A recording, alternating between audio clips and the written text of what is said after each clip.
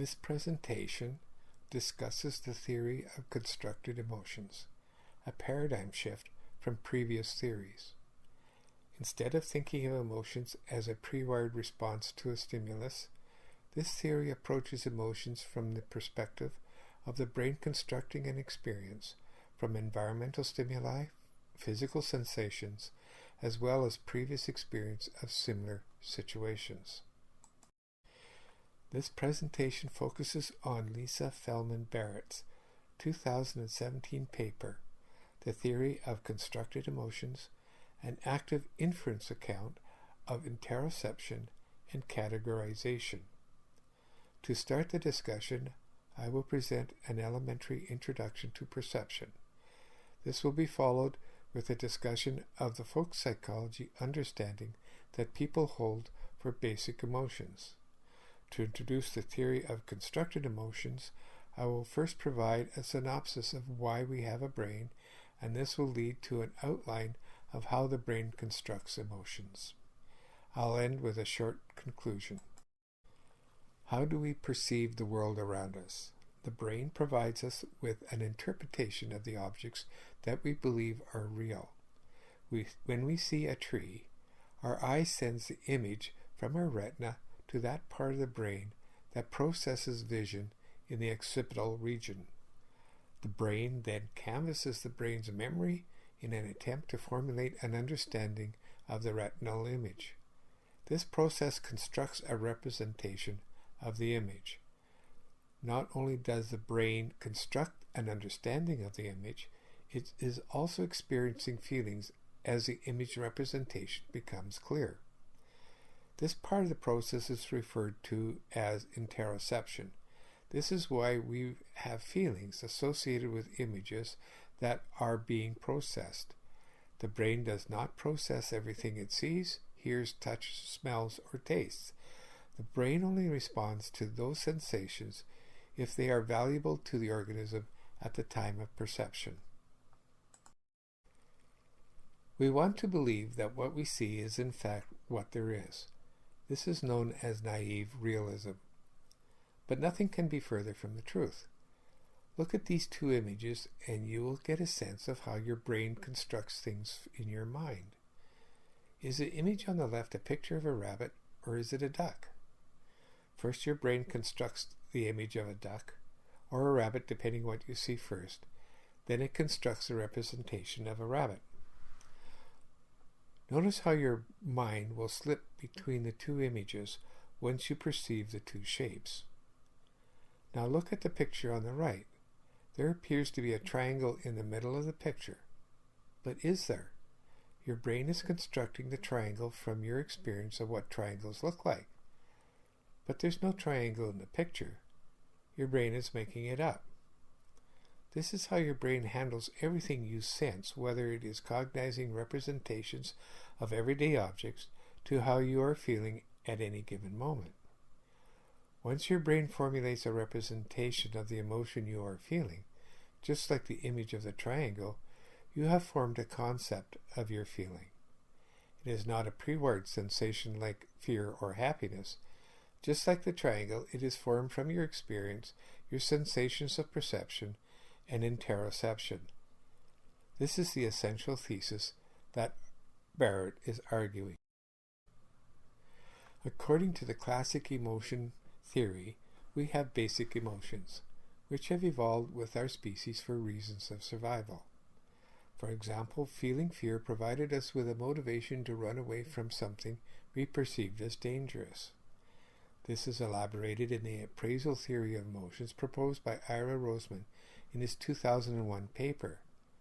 This is essentially a formalization of the stimulus response aspect of basic emotions. The idea is that when you experience a situation, the first thing that happens is an appraisal of whether or not the event is pleasing or a threat.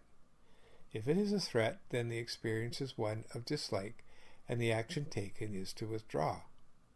The opposite occurs if the appraisal of the life event is positive.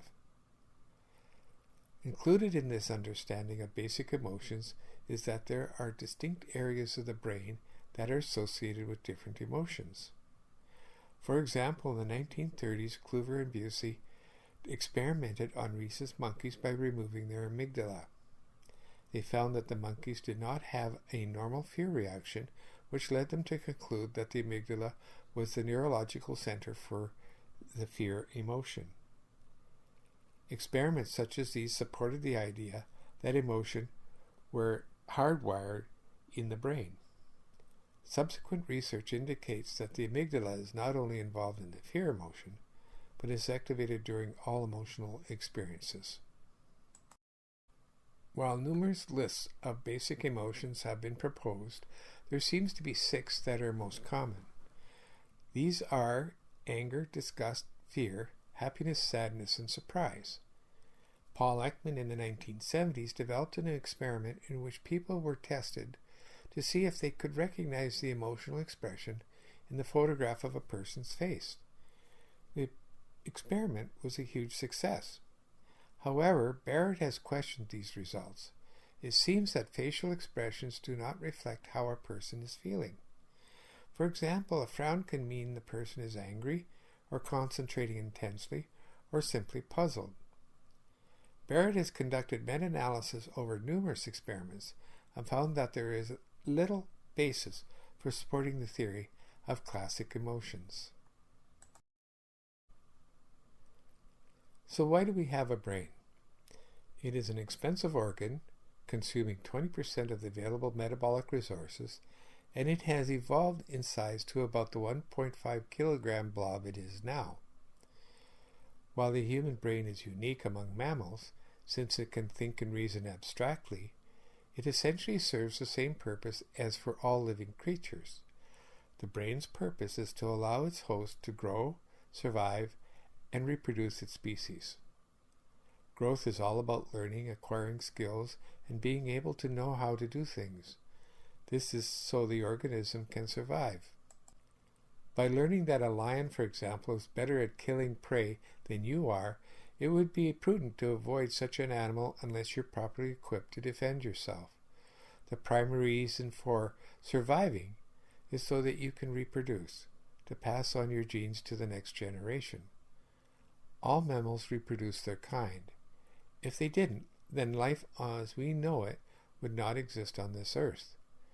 To achieve these functions, the brain is constantly updating all of its systems, including its mental model of the current situation, both externally as well as internally. The health of the body as well as the brain is its main function. The process which achieves this is called allostasis. The brain is a prediction machine. It is aware of what has to occur long before the host becomes aware of what is going on. These predictions and Bayesian calculations are subconscious. The only time we become aware of what is happening is when the brain's evaluation of the situation becomes relevant to the importance of the host's survival. Allostasis regulates the atomic, immune, and endocrine systems. These systems are what control all of the body's functions, such as hunger, desire, curiosity, etc. The feeling that governs all these processes is called interoception. The dynamic state of the interoception is the embodiment of the organism's internal model, its understanding of the current state of the surrounding environment, as well as internal bodily functions. These states are continuously changing, and the brain is constantly updating its predictions of how the organism is going to fare in any given moment. The experience the organism has of interoception is a mood, a feeling, also known as affect. Affect has 2 dimensions, a valence of pleasure to displeasure, and the arousal level of the organism. The brain is continuously constructing predictions, emotions, and concepts to allow the host to survive and reproduce. According to Barrett, the way the brain constructs emotions is as follows. Interoception is in constant sensitivity to the condition of the organism and its surroundings. This is experienced as affect. the mood that the organism is feeling at any given moment. It's important to understand that affect is not emotion. A changing set of representations are constructed from perceptions of the environment as well as the body of the organism and its previous experience in this or similar situations. These representations are constantly in flux and form predictions of what may occur.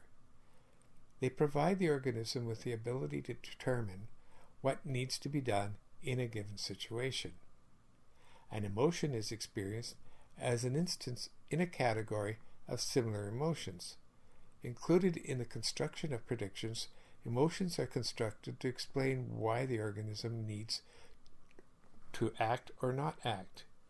The emotions provide semantic content to the organism's actions. If we like ice cream, its taste and texture, the way it looks, all the sensory details, this is associated with our past experience of eating ice cream. Through interoception, we have a positive arousal coupled with a pleasurable valence associated with ice cream, which is formulated and constructed as an instance in the emotional category of happiness. The predictive component manifests as anticipation of enjoying ice cream. The emotional experience of happiness is constructed from the state of interoception, the perception of the ice cream, and associated with previous experience of enjoying ice cream. This is not the result of a happiness circuit. It is just a change in mood associated with our previous experience and our perceptions of the object of our desire that created the concept of happiness. The theory of constructed emotion is continually being researched, and it is increasingly gaining wide support. The theory of constructed emotion is an inference to the best explanation for the available evidence.